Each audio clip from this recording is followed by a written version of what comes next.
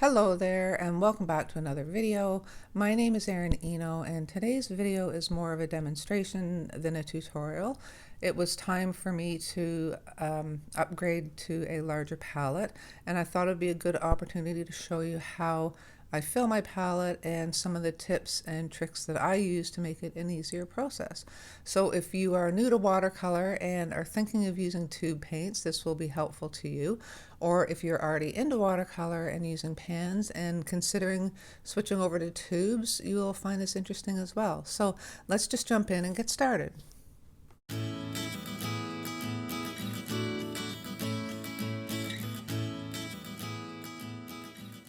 So here's my current palette. It has 20 wells in it for paints, and as you can see, quite a few of them need to be refilled. So when I went to do that, some of my paints needed to be reordered. Here's the swatch sheet that I have. I did not start out with this many.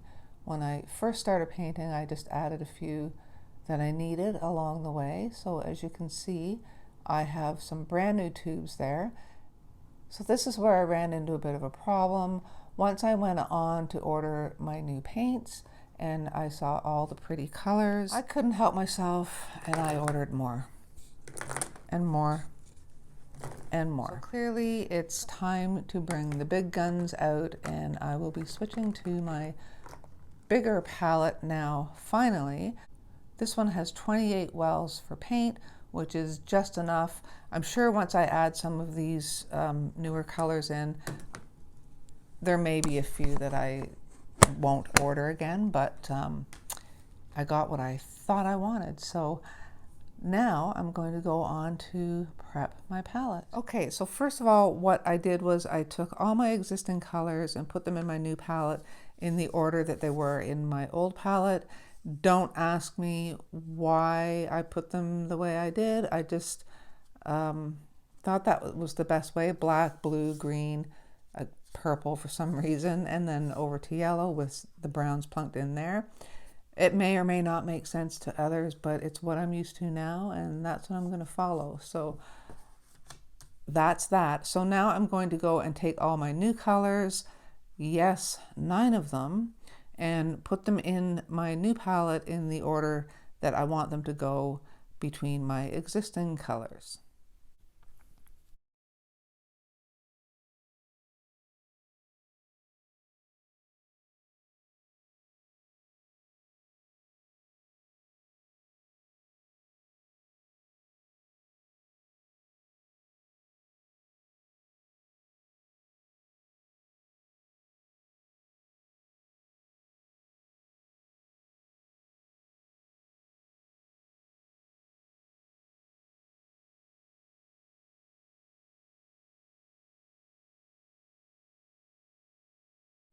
Okay, so here it is. All my new paint colors are merged in with my existing ones.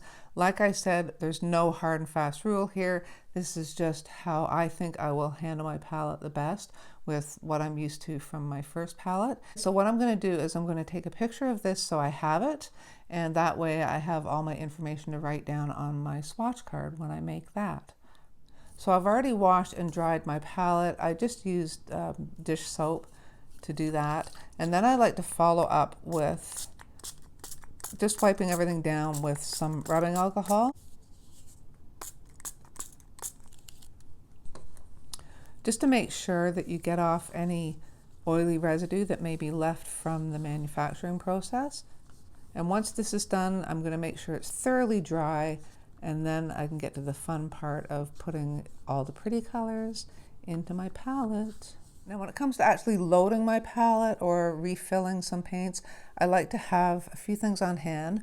One being a pair of pliers, small pliers. These are like jewelry pliers, I believe. I find that sometimes on the older tubes, the lids get really stuck like that. Sometimes you can get them open, but sometimes you really need the pliers, because if you keep twisting at it with your hands, you end up twisting the heck out of your tube of paint, and that is no good. So I also like to have on hand a couple of wet to damp paper towels, because I can guarantee you I will get paint all over the rim of the tube and also all over my hands. So I have those handy. And I also like to have a few toothpicks on hand, because what I do is I find the odd time I'll get a tube of paint where the binders have separated from the pigments, and rather than just, pour that all off, I like to get it back into the paint, and I just do that by sticking a toothpick in and kind of stirring it around a bit. And I did email Royal Talons about that, and they said that is the definitely okay thing to do. So let's jump in and start filling my new palette. I'm so excited. One thing to note also, make sure you start squeezing from the bottom, okay, just to get all the paint out that you can. Don't just squeeze from the top.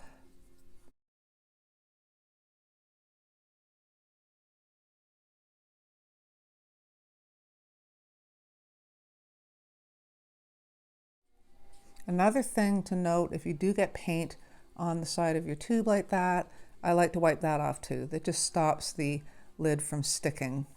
Another thing to keep in mind is when you are taking off the lid, hold it by the bottom. Don't hold it here and squeeze it, or once the lid comes off, your paint's going to ooze out. So try not to squeeze the tube while you're loosening the lid. Trust me on that one. So here I've got a case where the lid is too hard to get off. So I grab it by the with pliers by the top and just hold the top rim, being careful not to twist the tube itself. Okay, just like that.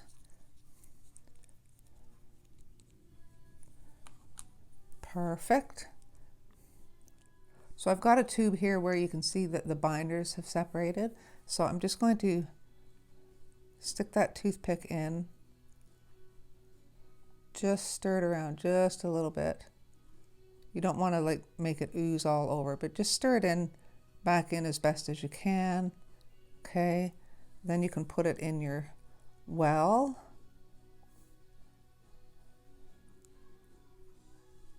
And I'll just leave that toothpick there.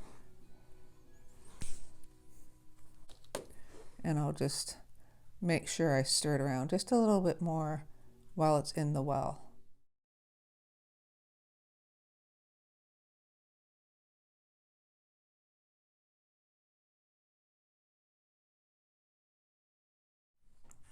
So now that all the paints are in my palette, I have to confess I did not wait overnight. They're still a little soft, but they're dry enough on top, and I'm just impatient. I want to swatch them. So what I did was I took a sheet of my Baohong Academy cold press watercolor paper, which is what I use more often than not, so I thought that is what I should be swatching on. And it was a perfect size. It was actually the right length to match my palette. And then I just drew lines to make little sections for each color. For the 4 off to the side here, I just did 1, 2, 3, 4. So I'm not going to swatch them all in real time for you. I'm just going to swatch a few, and you can see what I do to swatch my colors. And normally I would spritz my palette, but because it's not fully dry, I don't want to muck it all up and spray the entire palette. So I'm just going to take a drop of water and put a drop of water on each color. That should be enough to activate them. And I'm not really touching the paint, so I'm not contaminating each paint, or each color rather. So I have actually 2 jars of water because my brush is going to get a little contaminated. So the more water, the merrier. And I'm using a small brush. So I'm just going to, for my interest's sake, I'm going to swatch a couple of the colors that are brand new to me. So one of them being, I'm just going to move this. One of them being this rose color here.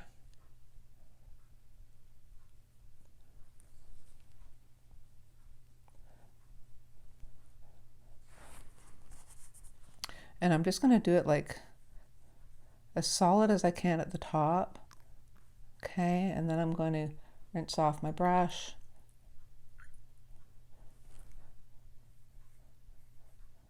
And just blend this out. from dark to light. And I can just keep dragging it down. So you can see all the tonal values that you'll get from it. And that one's pretty. I quite like it. Then another one is this Madder Lake Deep. So I'll get some of that on my brush.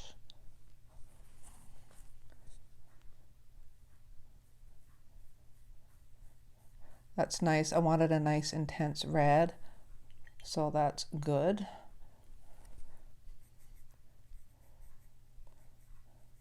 Now I'm not testing them for lifting or anything. This is strictly just for color.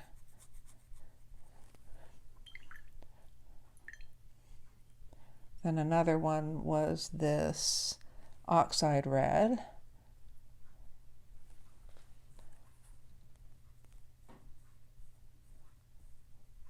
Which is a little more brown than I was thinking, but it's a nice color.